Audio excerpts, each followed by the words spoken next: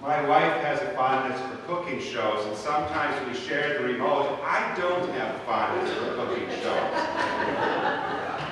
But I'll admit, every once in a while, something happens on one. I remember one time that they were judging cakes, and suddenly I was in conversation with the TV and the judges because I thought they did not do a good job judging the cakes. This last week, it was chefs. And one of the chefs began to share about how he became a chef. He had addictions, and those addictions led him into prison. And in the midst of hitting bottom in his life, someone said to him, "It's not who you are when you fall down that matters. It's who you are when you get back up." And that was the ray of hope that carried him through. That was what allowed him to trade off these unhealthy addictions for a positive passion for cooking. It says, Jesus, God so loved the world that he gave his only begotten Son, that whoever believes in him may not perish but have eternal life. It says Jesus, just as Moses lifted up the serpent in the wilderness, so that all who would look upon it would live, so the Son of Man will be lifted up for life for all who look to him. That serpent on a stick that Jesus mentions goes way back to the Israelites escaping the land of Egypt, to their living in the desert sands for 40 years. And in those desert sands, well, there are black desert cobras. Those are pretty easy to see. They're extremely deadly, but they're black on tan. And there's not that many of them, relatively speaking. What was probably the Israelites' biggest problem, and you'll get a wonderful picture of this, were the Palestinian vipers and the Persian vipers. The Palestinian vipers and the Persian vipers like to bury themselves in the sand during the day when people walk. And they become, obviously, invisible. Maybe you want to put that slide up for me, Angie. See, do you see all the Persian vipers? That was the problem. They're there, but you can't see them. And if you were bitten, Moses had a plan. He put in the middle of the camp this snake upon the stick, a bronze snake, and people were supposed to pause immediately and look at that stick and see the serpent and have a little faith and live. Now, the Bible doesn't have a statistical analysis of the efficacy of this program of medicine. A person bitten by a black cobra, of course, might not even have the wherewithal to turn. That's a neurotoxin that gets you, and it stops your body from being able to do what it wants to do. But with the vipers, which affects the blood, their toxins do, sometimes a viper will just bite and not want to lose all of its poison at once. I mean, it has to eat too, so it may just strike as a warning. Sometimes a snake may strike, and it may not be a poisonous snake. And sometimes there's just not quite enough poison to do someone in. So sometimes this must have worked.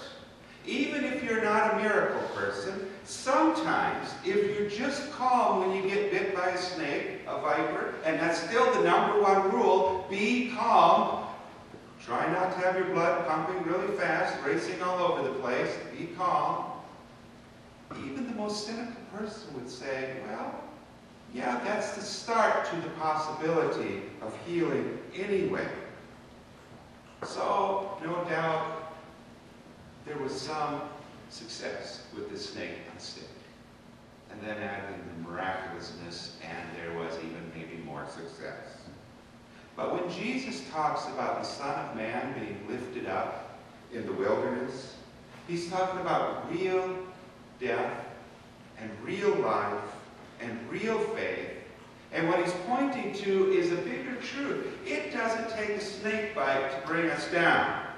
And we don't need to dwell in the desert for 40 years with snakes all around to know that death is always nipping at our heels. Things that want to bring us down are always nipping at our heels, many times sight unseen. To be alive is to be one breath away from death. And Moses said what Jesus said.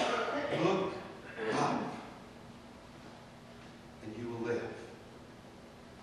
Try not to focus on what's going to bring you down. Try to focus on what can bring you back to life. If you sitting in Calvary United Methodist Church this morning, down on 45th Street, would be at the center of 3 demographic types of people for about 3-mile radius around their church. You draw a 1.5-mile radius around where you sit today in Grace Church, things are a little different.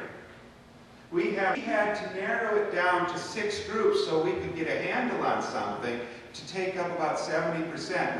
We have 10 different groups surrounding the church in a 1.5-mile radius, and they are all quite different from one another. To put it differently, go across the street to the east, and guess what? You have families who are worried about their children being able to read, and there are literacy programs and after-school reading, after-school help with homework, just to get the kids through school. Go to the north, the west, and the south, and you have the brightest, most educated minds going to work every day to teach college and graduate school. Put it a little differently, go again to the east, maybe the south, and you'll find people who don't travel much, either because they don't have a car, or if they do have a car, can't afford gas all the time, can't get out of town much, honestly. And yet, within a block of this church, I spoke with a woman recently. She grew up in China. She studied around the world. She got her graduate degrees in London, and now she's teaching at MSUM in the business school as a visiting professor. We have all that wrapped around in our 1.5-mile radius and more. Such a wide variety could pull us apart in every direction if we were to gather each morning and try to meet every single personal preference out there. But Jesus speaks the truth. For God so loved the world, all the different types of people on this planet. Jesus speaks the truth. The Son of Man was lifted up so that anyone who looks upon him can have new life, can be healed. Truth is, it doesn't matter if you're part of a family emotion, or an aging-in-place person, or a single starter. It doesn't matter if you're rich or poor, or struggling to find money to fill the tank, or traveling the world. Whoever you are, you're part of the human family. And we all share some things in common. Death and sin and struggle keep nipping at our heels, and we all need a place to look for hope. We all need some sort of healing some of the time. Remember the chef with, it's not who you are when you fall down that matters. It's who you are when you get back up. Let me rephrase that a little in Jesus' terms. It's not what caused you to fall in the first place that matters. It's who helps you get back to your feet that counts. Whoever you are, whatever your need, however life has brought joy or struggle to you, however life will threaten to bring you down, by the grace of God, refuse to look down. Refuse to stay down. Refuse to let the person next to you give up. Believe the promise. Live into that promise.